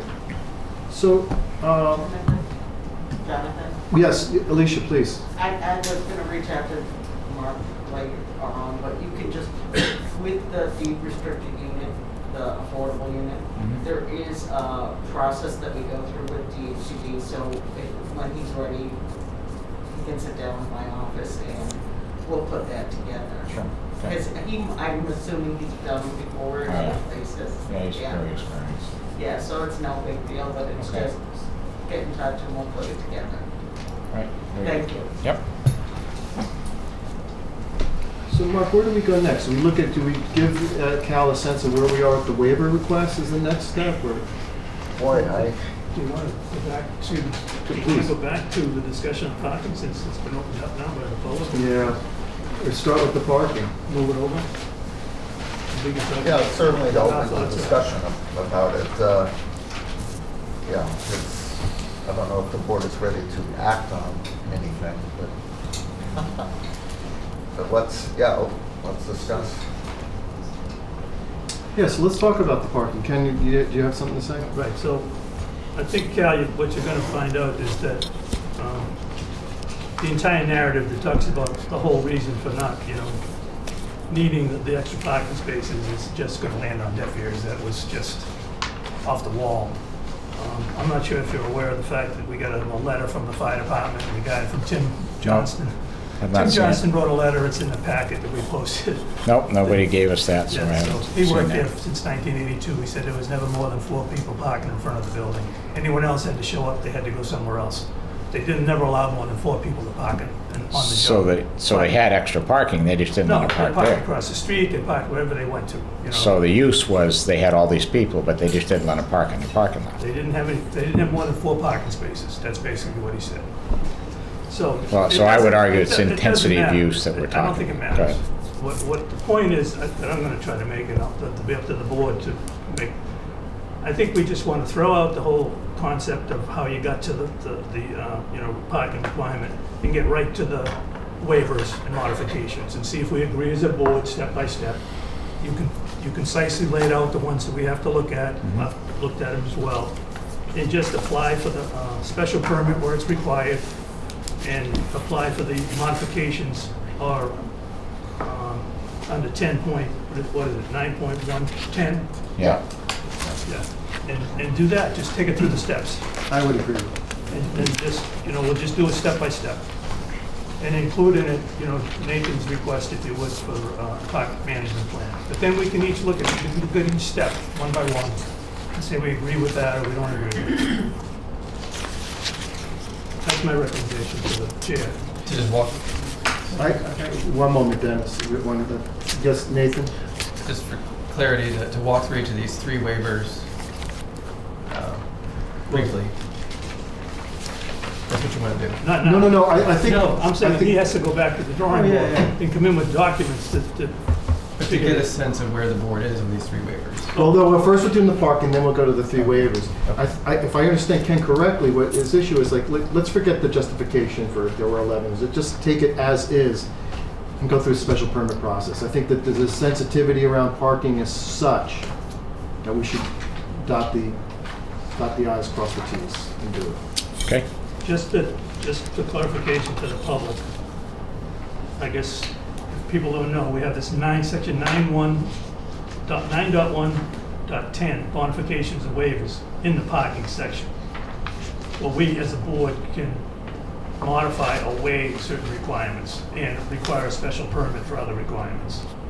So, and you guys pointed it out in your application. Right.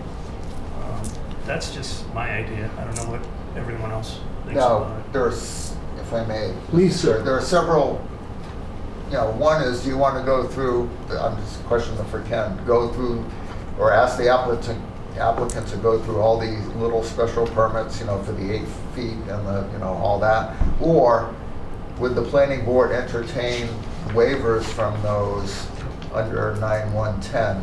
Because I believe we can, if we get further justification from the applicant. My theory is if we get further justification from the applicant, I believe we have the ability to waive some. The only special permit Right. is required for the reduction. Right. The other 2, I think we can waive for the side setback and the Right. front setback and stuff Right, like that. yes, Exactly. right, yep. Yeah, I was just cautious, because when I saw what was involved with all the little special permits. No. That's gotta No, I be think- cleaned up. Thank you. No, And just- Very it's a- confusing. Just the number of spaces. Okay. Right? I think the special permit is just for the reduction. That's the way I'm reading it, but I could be wrong. Yeah, I'll look at that again too, 'cause, And yeah. and Cal probably knows because we do the special permit simultaneous with the site plan work. We include it in the same hearing. Right. Oh, yes, We don't have yes, to, we don't have yes. to advertise for that, I don't believe, do we? Yeah, I think you do. Might have If to. you're gonna run a special We permit. have to add we have to Add add it the to- notice and add the paper. The planning board, I believe, could waive a butter notification if they, because we've already notified the abutters, so Okay. it would just be Still rolled need- into that. Yeah. And the reason I'm saying that is that I don't, at the end of the day, I don't think we want any loopholes here. I think we want to make sure it's based on a solid look by all of us. Right, yeah. And that we don't end up at the end of the day having people come back to us and say, why didn't you look at this? Why didn't you look at that? So by taking it step by step, we'll at least have a chance to talk about each request. Understood. Okay. And then at the end, when you get a permit at the end, it'll be a clean, it'll contain whatever you need to Okay. contain. So I'm asking for a special permit for the reduction in numbers, but then requesting waivers for the other requirements from the board. I think The that's- setback is there. I want to acknowledge Dennis Curran, please. I'm sorry, reduction in numbers for the parking spaces? To Yeah. special- That would be the special permit would address that issue, yes. Okay, so that would be a separate hearing or a separate, It would run concurrent, but it would be an official process that we'd have at the public hearing, yes. and just, I forgot, the apartments, are the 2-bedroom apartments, the square footage within the requirements for square footage for 2-bedroom apartments? Yeah, I think the That's- smallest that's- one was 800 square feet, and they go up to like 880. And that's above the minimum requirement? Right. And just, can I get the Cliff Notes version of what a parking management plan is, or what that entails, or what that? Yeah, so a parking, Nathan, did you want to do it? Go right ahead. So in other words, it's to say, how do you account for how people are going to live on the site? I mean, in other words, so you could say parking management plan would include not just the parking spaces, but accommodation for bicycles, accommodation for a shuttle stop. That doesn't apply here, but it could. Access to rail, or just saying what accommodation for transportation would you have? Because we know that transportation is a necessary part of living. So that's what a parking management plan would have, is all the accommodations that would be made in addition to the literal parking spaces that would accommodate people's need to go to and from. I may add, Please, Nathan. what we've done before is we've had parking management plans that have agreements, I think within the deed, with neighboring properties to have long-term access to lease or rent additional spaces if that's needed. I think what's going to be important in the parking management plan, or in that special permit process, from the feedback tonight, is that there's some teeth to it. That it's in that the owner, the manager of the building is responsible for this plan, right? That it's not. This is upon the tenants to agree to it. It's enforced. It's enforced by the way the building is managed. I think that would be a key element. Whatever the solution is, I'm open to ideas, but it has to be there has to be some way to enforce it at the ownership level. That's a good and important addition. Okay, thank you. That's at least what I heard. I think it would give some more comfort that it's not just we're trusting 6 people to park nicely in 6 spots. Yeah, I told the tenant they shouldn't park there is not kind of like a grounds for agreeing. I told the tenant they shouldn't be parking there, I'll tell them again, is not, in my eyes, sufficient. Right. Understood. Right. But if there were an agreement with a neighbor that the tenant, when this tenant signed a lease, that if they needed extra parking, they could rent a spot off-site, then the manager has to enforce it as an idea. I like the idea of the public transit being there. I'm sure there's some good leverage there as well. Good. Anything else on this parking? I'm going to ask for a 5-minute recess before we discuss the waivers. So let's take 5 and we'll come back and we'll go to where we are with waivers. Thank you.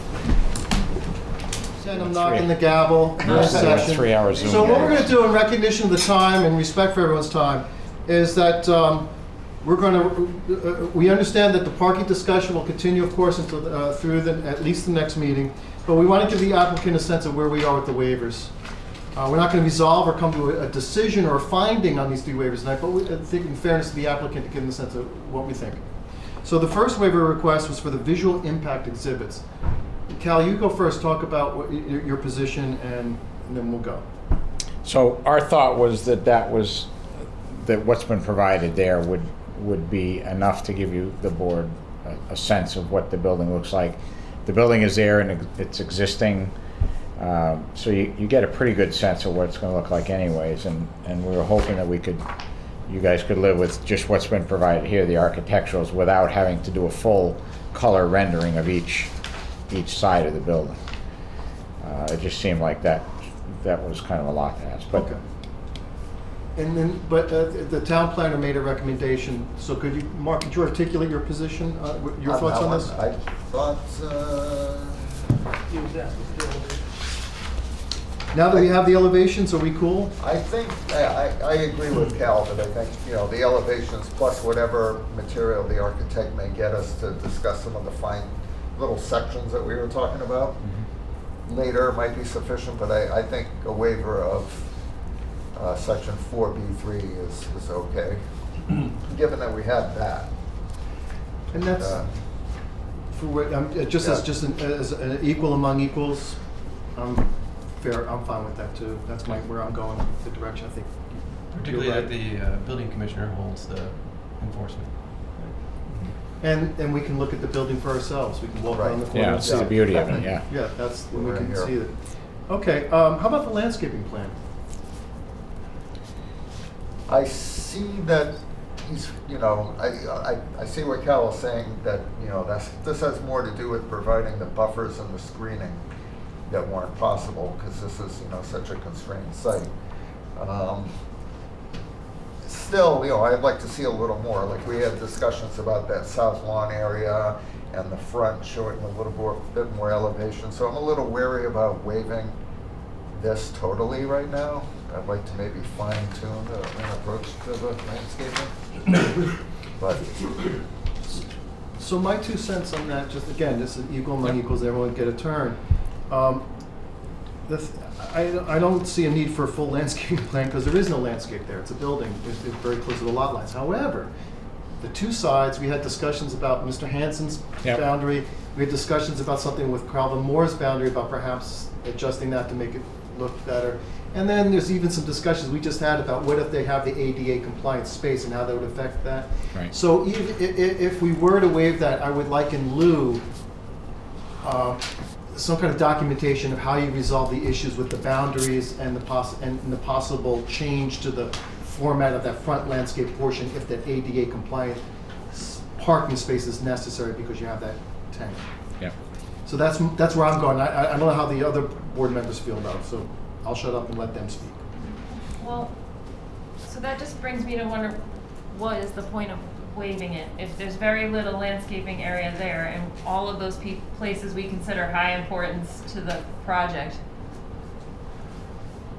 where's Well, the value add needed for So not my doing it? thought was primarily, it was the screening piece of it that we were not gonna be able to provide to the satisfaction of the board. But Ken raised the issue of planting some of Calvin's more slope, which if he agrees to it, that's one area that we could show. And Mark Gallagher asked me, he said, I'll figure out what I want to plant in these little spaces. I want to spend some time and do that, but I just don't want to hire a landscape architect to come in and pay him a lot of money to figure it out.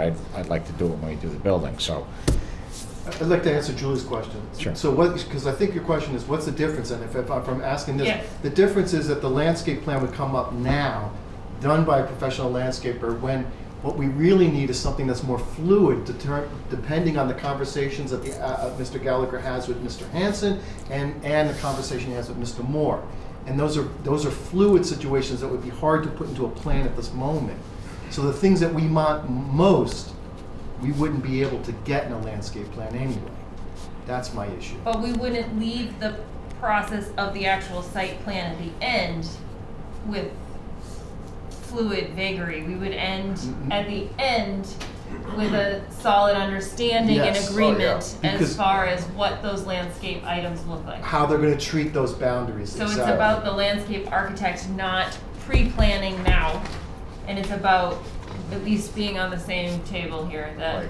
Correct. we do value the individual pieces. Okay. We have a question from Dennis. I haven't. Oh, I'm sorry. Is it okay, Ken? Go ahead. So, no, go ahead, Dennis. So as part of, and I was just looking for it, as part of this plan, there was some discussion about how much open space would be left after the building was built. And I assume open space is where you put the landscaping. So you can't have it, we're preserving all this open space.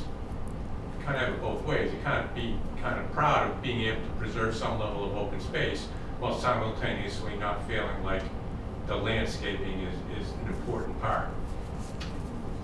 For me, especially on smaller congested lots, the landscaping is critical.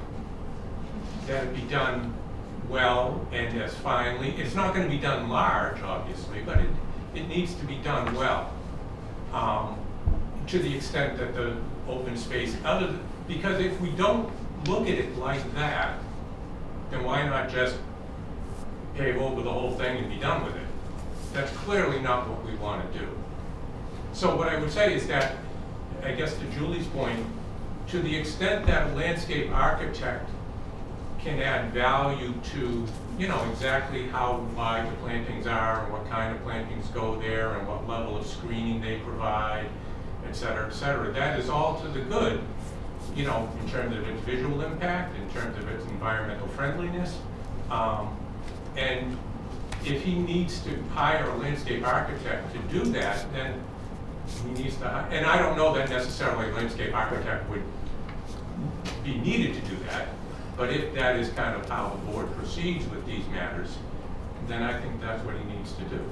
And now, and at what point he does that in the process is, you would know better than I. Please. Thank you, Dennis. Ken? Okay, so I think we failed to start this waiver conversation with what we're waiving, okay? And what we're talking about is our site plan regulations. This particular piece is not in the zoning. It's a site plan, These are site plan regulations, which we established as a board, I think maybe 4 years ago, something like that, from whence we had practically nothing before that, Correct, yep. okay? And we were all involved in this language. 2018. So we've taken a big step just to get to this regulation. And what I just want to point out, I'm going to read the requested waiver for the landscape plan. It's number 14, as he points out, of the Ayer, site plan regulations, section 4C14.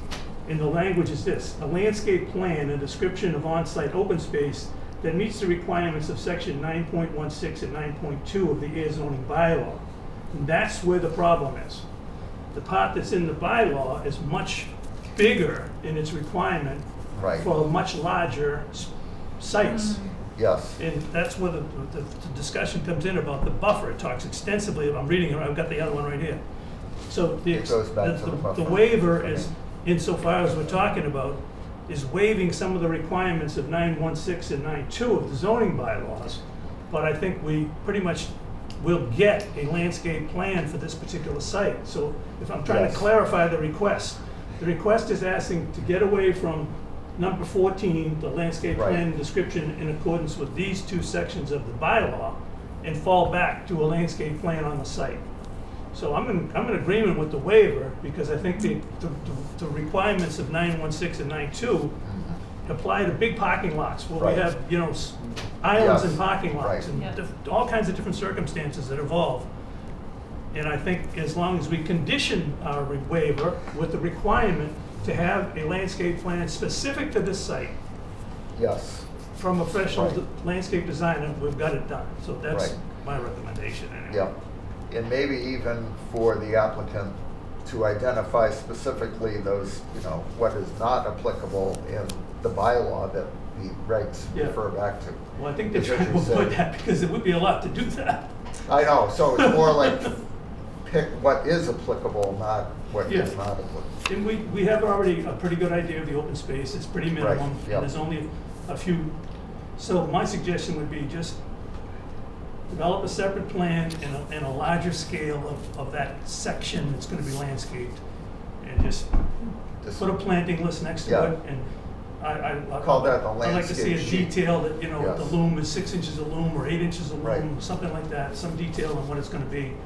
So we don't expect it just gets turned over and they throw Right. some hydro seed on it. Exactly. So we want to see a landscape sheet to go with the plan set. Right. Right. It doesn't have to be a sheet, it could be a 11 by 17 detail, Oh, right, detail. small Yes, enough right. for us to look at as a detail. Yep, But that detail would at least give us a description of the plantings and a description of what needs to be done to create an area that's gonna grow. It's not gonna fail, it's not gonna get washed out. I don't know if he's gonna put in underground sprinklers in it, for instance, or Right, how it's gonna right. get watered. And the typical stuff that GPR has, the warranties and Yeah, all exactly. that stuff. yeah, The yep. usual. 1-year warranty Yeah, and I got it. whatever Right. goes along Yep. with it.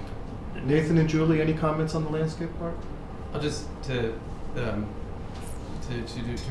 clarify, and I think what you mean here is, in this landscape, this little landscape plan, so that it's not wide open. There would be a listing Yes. of what. This is the range of plants that would be in there, and we don't have to get specific, like this one's here and that one's there, and it's 3 of these or 5 of those. But just this is what is going to be. I think that makes it not so much a detailed landscape plan, but I think that Yeah, I'm it sure. meets everybody's interest. Yeah, that's fine. I don't You know, have a you problem know, doing anything. Yeah. Right. But I don't agree with you. I think we do have to have a count. So we Okay. gotta know there's 10 of this, 5 of that, 6 of this, whatever it is, and it all fits together. I have a feeling that, given the size here, we're not talking more than 2 of anything. Yeah, so, you'd be Right. surprised. We could fit it in there. All right, the last one. Traffic impact statement.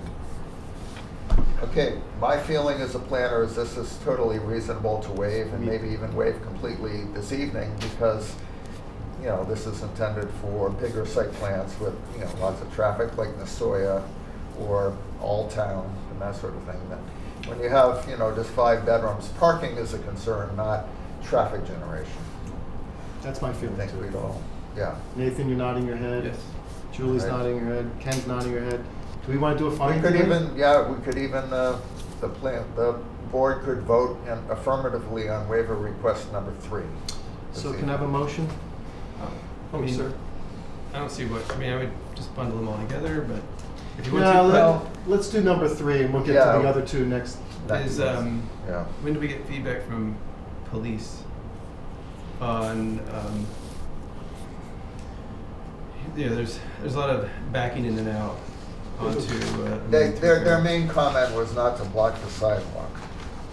And, Okay. yeah, they didn't really have much to say about traffic, per se. Okay. It was in Mark's It report. was more Yeah, it like- was somewhere. I remember it's Okay, somebody, yeah. somewhere. Okay. Yeah, I could read it, but. All right. I'm fine with that. It says sidewalk to remain open during construction. Right, yeah. Yeah. Okay. It's Um, going to be people are going to be careful backing out of those, pulling into those spots. Do I have a motion?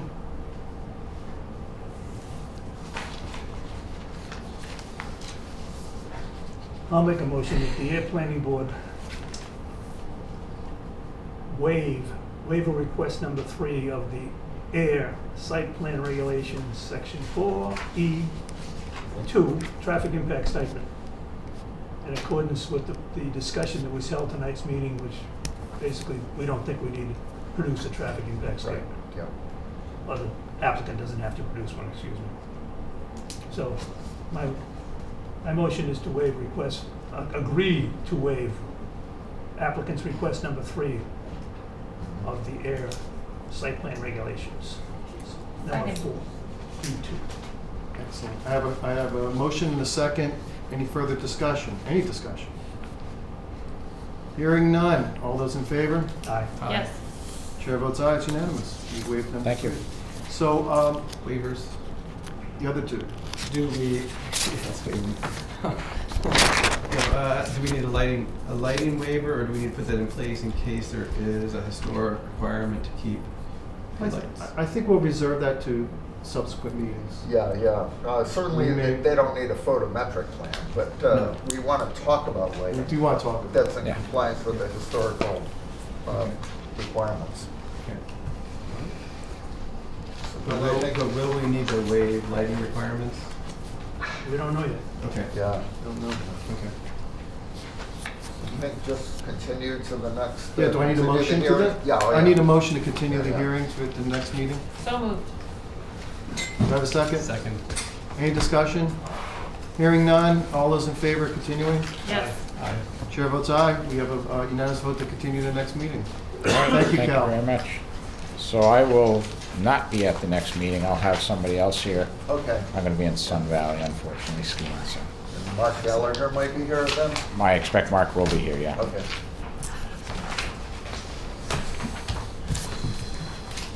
It's our family ski trip, so we do once a year. Where did you get? Ken just went, real quick. Okay. Town planner update. You want Ken? Yeah, let's give him a second. Thank you very much. Very productive meeting. Hey, how's the ski season working out for you? Pretty You know awful, what? right? I'm patrolling up at Haystack Mountain in southern Vermont, right next to Mount Snow, and the conditions have been gorgeous. Really? Well, we have a big advantage. It's a private membership. Oh. It's not very far north. It's a private membership, and there's only like 500 to 800 people skiing on any particular day, and they only ski usually Friday, Saturday, Sunday. So it gets to recover for 4 days when most ski areas are still being skied on. So it turns out to be pretty good. But if I was controlling at Wachusett the way I used to, that would be a whole different story. The slopes are open there, are they? Oh yeah, they are, but it's icy. Is it a mess? It's just, it gets icy because they get so much traffic there. Anytime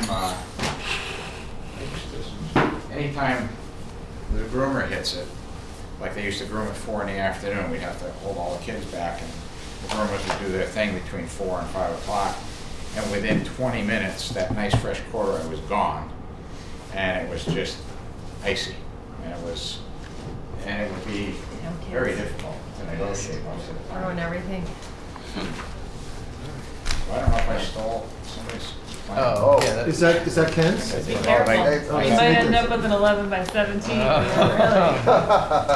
Thanks, Cal. All right, here we are. Pocket-sized version.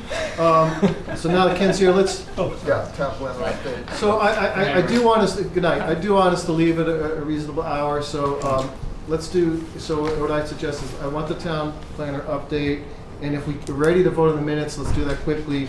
I was gonna ask all of you to if you could do it quickly about updates, let's do it quickly, and then let's wrap it up. Okay, town planner. Okay, you may have, seen the calls about Bishop Road and setting up a site visit, and we're gonna do that. But what that brought up to me, One Bishop Road, it's just a company moving into an existing space. They're not changing anything. They're not needing more parking, they're not doing any site work, but because it's a change of use and it requires a special permit, that triggers site plan review. So that brings me back to something that I initially approached the board about back in 2018, which was to come up with provisions for minor site plan review that, don't require the board to have to waive everything every time somebody's just doing something very minor. And many towns have provisions for this. It's not a new thing. And so the research I did back then is included on this one-page memo that I had. The top part of the memo is what I just wrote yesterday, actually. And so I'd like the board to maybe to begin thinking of what might qualify a project from minor site plan status, and if the board would like to do that sort of thing. That way it's easier and quicker to review these minor site plans. And So with the minor site plan review, would this be a change to regulations that we could do, or is it a Yes. change, so we don't have to go to town meeting? it would be an addendum to the existing site plan regs, and we could do it without going to town meeting. So it just requires us to agree? Correct. After a public hearing, of course. Once we come up with the final draft, we would hold a public hearing and then it can be adopted. But not town meeting? Right. something to think about is, you know, some towns, you know, very small towns that don't have planning staff or whatever, you know, the minor site plan would still come to the planning board, but the applicant would know that they don't have to submit an engineered plan and all that sort of thing. Whereas in bigger towns, towns that especially have a full-time building commissioner and, you know, and other staff, you know, some towns handle these things administratively with the building commissioner and or the town planner, maybe in consultation with the board member, can just issue it.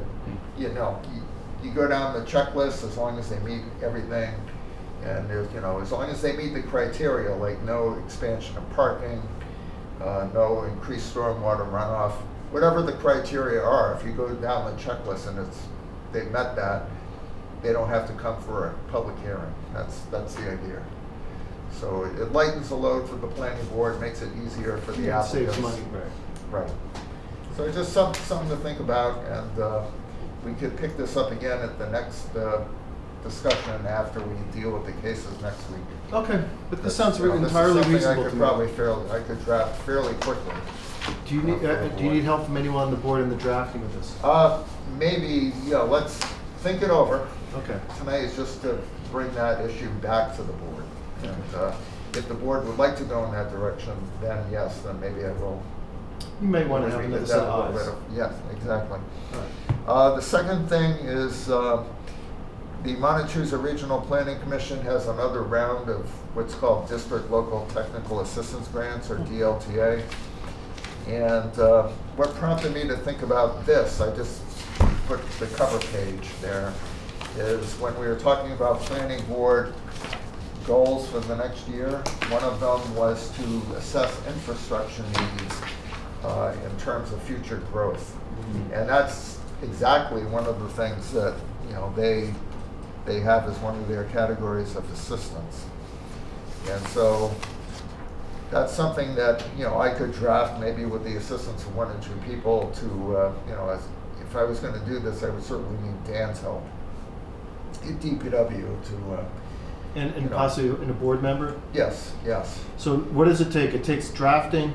Drafting the proposal, but essentially what I would need to know, and this is why I would need engineering advice, is, you know, what is reasonable to ask for, and also I might want to contact the Regional Planning Commission, since they're planners, not engineers, you know, what level of analysis of infrastructure capacity could they provide that would add value to what, you know, we don't have.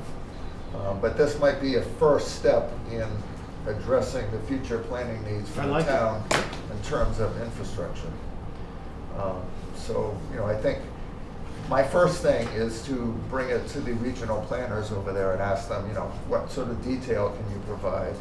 And then once I know that, I could discuss with Dan, since he would know the infrastructure better than anybody. And it sounds like the perfect person for this on the board would be Jeff, because he's the one who introduced the idea of reviewing our infrastructure needs and capacity. Plus, he's our representative at the MRPC. So Yeah. And he's not here to complain. and he's not here to complain. All right, favor, So Jeff. Right. let's all. I'd like to vote. We're all vote that this is Jeff's. Yeah. All right, so that's something to think about. In the meantime, between now and the next meeting, I'll I like that. contact both Dan and the Regional Planning Commission to see, you know, what information gaps, if it's worth doing this year. You may also want to reach out to Jeff. Oh, yeah, If he wasn't yes, here, just an exactly. email or call. Say, hey, listen, this came up, and here's an Right. idea I have. Yeah. And it fits in with what you're interested Right, in. and- yep. Okay, Yep, so good. those are the two updates that I have Beautiful. for now. Thank you. Did you guys have a chance to review the revisions to the November 9th and the December 13th minutes? Can we ready to vote on them? Yeah? I did. I did too, because I actually worked on them. You wrote it. So can I have a motion on approving the November 9th, 2022 minutes? So moved. Second. Any discussion? Hearing none, all in favor? Aye. I abstain. We have one, chair votes aye, it's approved with one, it's 3 in favor, 1 abstention for approving the November 9th meeting minute, 2022 meeting minutes. How about, do I have a motion for the December 13th, 2022 meeting minutes? I move that we approve the December 13th Beautiful. meeting minutes. Second? Second. All, any discussion? All in favor? Aye. I abstain. Chairman votes aye, so we have 3 in favor and 1 abstention for approving the December 13, 2022 minutes. In terms of administrative announcements, I just, we, in the past few meetings, we talked about this special project we'd like to do, forward thinking. And I just would do a quick, if we could just go around the table, do quick updates. I'd like to start with Julie. There were 2 things on Julie's agenda. One was making things more accessible, beginning with the site visits, and the other one was the master plan. If you could start with the site visit, or Sure. make accessibility in site plan. Right, so when I talk Site about visits. accessibility, I was able to meet with Jonathan to talk about it a little more in detail, but essentially, when groups tend to be very similar, or be doing this for a while, there tends to be a lot of unwritten rules that you don't even realize you're kind of using. So I'm trying to make, step by step, making some of the things we do pretty transparent and easy for someone new to understand and come in and know what to expect. So I am working on the site plan one. I would hope I could bring it to the next meeting, to be honest. I That don't would think be it would be wonderful. that complicated, but something as basic as how long is a site visit, what to expect when you show up and when it should end, would allow people to plan their day better, and hopefully allow more people to join us on this board. And not just the board, but also the applicant and anyone else involved. Yes. Engineer, beautiful. The master plan. Master plan, you and I also met to discuss that, so we're at like the 5-year or so mark, right? And so the first step we're doing is to take apart all the goals that came from the master plan and put them into buckets. So the planning goals, here's one sheet, let's look at them and see where they got. Here's Alan's, wherever different buckets fall. So then we can go through and look at that pretty detailed. So I am in the process of getting that actual document. I don't know if you heard me tonight, Jonathan, but Alicia said she'll help me actually get Beautiful. that. So I should have that this week and That's wonderful. have that in a usable form for next meeting as well. So what we're doing is all the things that were listed in the master plan as goals, what we're doing is dividing them by functional areas within the town. So we know who Functional this, area, the right function, word. right, so DPW, public, et cetera, et cetera. And then approaching with really simple questions. Which of these have you met? Which of them have not? And what are the obstacles in the way? And then finally, what would you like to see different in the next master plan? That's it. Very No simple stuff. pandemic. What's that? Next master plan, there'll be no pandemic. Exactly. So the idea in the construction is to make it as unburdensome as possible, but to give us a kind of a snapshot of where we are. That's it. And thank you, Jim. That's our goal. Appreciate it. Nathan, you had mentioned an interest in reviewing our current regulations and bylaws in terms of, help remind me, I have the notes here, and just, What, mine? In terms, the train station and. yeah, and also housing demand. And housing demand. I have not made progress, except what Ken will talk about. I'm kind of leveraging this event with Janet to get more familiarity with the bureaucracy. Excellent. And similarly, Ken, you had expressed interest in, the trail. Can I talk about the trails? Is it okay? Ken? Sure. We're making progress. So we identified 4 easy, low-hanging fruit opportunities, and we had a fantastic meeting with Dan Vetzkopwick. And it looks like maybe 2 or 3 of them DPW may be able to knock off. I mean, they're pretty straightforward. The most complex one is Priest Bridge. And I'm still trying to reach out to the owner of the bridge, which it took me 2 weeks to find out. It's MBTA. It's not Pan Am. It's not CXS. It's MBTA. They're notoriously difficult to reach. They haven't responded to me yet, but Carly has given me the name of an assistant in Senator, what's this Senator Eldridge's office. Right on the check right there. Yeah, there it is, Senator Eldridge. And if I give him this $100,000 check, they'll make Yes. sure that I get someone from the MBTA to respond. So the 4 trail ideas in progress now. Reviewing the potential zoning conflicts to achieve the housing goals, Right, so, which is very similar to what Nathan said. How's that going? well, we sent out an email to Janet Provadakis, and she responded, and Nathan was involved as well, because Nathan and I are in a new working group. So there's an affordable housing meeting this Friday that I'm on that. I'll be meeting with them. And in the minutes of the affordable housing committee, because I brought it up at the last committee, I'll enter these same discussion points that we talked about at our meeting, this list that I put Beautiful. together. And then Friday, they'll hopefully, she is attempting to get Charlie Schultz, Alicia Hersey, and members of the Affordable Housing Trust to round out that working group. Mm-hmm. So then we'll be able to schedule a meeting. I think she actually scheduled it for the 23rd. Is that what it is? Next Thursday. Beautiful. Next Thursday, the 23rd. So she hopes to have the rest of that working group for the 23rd for our first meeting. And start some I'm kind of impressed. discussion. Excellent. And then we'll see what happens. And you know, the goal is ultimately to Beautiful. throw out all the ideas and then figure out, and Mark, of course, will be invited as well. I should have said Mark, excuse me. And the idea is to throw out as much as we can, I guess, at the beginning, and then determine which ones we really feel we can stick to and Excellent. get done. I love it. If the committee doesn't feel strong about it, the subcommittee, then we'll just Move on. move on to the next one. Love it. Well, I just want to say thank you for all the work you guys have done. Appreciate it. Wonderful. And thank you, Mark, for all the reports for tonight's Absolutely. meeting. Very good reports. I thought that we were very well prepared for this discussion with 14 Washington. Thank you. Yeah, This sure. was really good. Motion to adjourn? So moved. Seconded. Good night, everybody.